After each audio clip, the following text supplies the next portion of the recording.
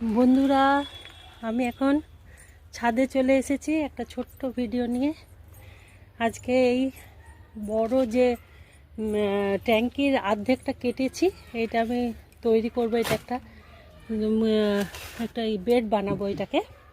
তো এটা আমি তৈরি করব ওই ব্রোকলির যে চারাগুলো আছে সেই চারাগুলো লাগানোর জন্য। তো এত বড় ড্রাম তো আর মাটি দিয়ে ভর্তি করা যাবে না, অনেক মাটিও লাগবে আর ভারীও হয়ে যাবে। সেই জন্য এইটাকে প্রথমে আমরা এইখানে যে পুরনো দেখুন এক বস্তা আমার কাগজ আছে, মানে বই আছে, পেপার আছে, পুরনো একদম নষ্ট হয়ে গেছে, দেখুন হলুদ হয়ে গেছে। এইগুলোকে ভালো করে আগে নিচে দিয়ে দেব, তারপরে এই গাছের ডালপালা এগুলো দেব, তারপরে অল্প করে মাটি আর গোবর সার মিশিয়ে মাটিটাকে তৈরি করব। তাহলে চলুন আগে এই বই আর পেপারগুলোকে দিয়ে দিই, নিউজ পেপারগুলো। দেখুন এখানে আমি পুরো নিউজ পেপার, পুরনো বই এইগুলো দিয়ে একদম এটা অনেকটা ভর্তি করে দিয়েছি। আর এখানে যে পুরনো ওই পাশে সেই গাঁদা গাছে ছিল, ওই গাঁদা গাছটা শুকিয়ে গেছে, গাঁদা গাছটা দিয়ে দিয়েছি। এর উপরে দেবো আমার এখানে পাখির খাঁচার উপরে খড় দেওয়া হয় গ্রীষ্মকালে, সেই খড়টা পচে গেছে পুরোটাই, সেই খড়টাকে দিয়ে তারপরে আমি মাটিটা দেব। তো চলুন এখন খড়টাকে নিয়ে আসি। এখানে নিউজ পেপার এগুলো দেওয়া হয়ে গেল, আর এইখানে রেখে নিয়ে এসেছি এই দেখুন খড়।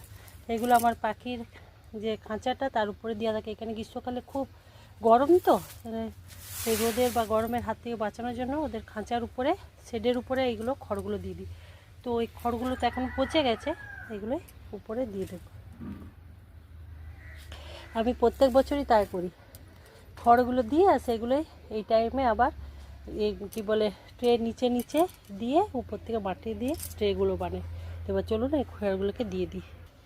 এবার যে ট্রেটার মধ্যে গাঁদা গাছটা লাগানো ছিল ওই ট্রের মাটিটা এখানে আমি নিয়ে চলে এলাম।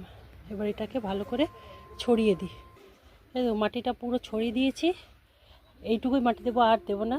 এবার দেবো গোবর সার। এখানে অল্প একটু আমার গোবর সার ছিল, সেটাই দিয়ে দিলাম, কিন্তু এখানে এখনও এক বস্তা গোবর সার দিতে হবে। এইভাবে মাটিটা তৈরি করে 2-3 দিন রাখার পরে তারপর ব্রোকলিগুলো বসিয়ে দেব। এই বেডটা আমার পুরো রেডি হয়ে গেল। এবার এর মধ্যে আরও কিছুটা, মানে 1 বস্তা মতন আমার গোবর সার লাগবে। এটা দিয়ে জল ছিটিয়ে রেখে দেব, তারপরে 2-3 দিন পরে এখানে ব্রোকলির চারাগুলো বসাবো। তো এই দেখলেন এইভাবে আমি এত বড় একটা জায়গাকে কিভাবে ভরাট করে নিলাম। তাহলে এখানেই রাখছি আজকের ভিডিওটা। টাটা।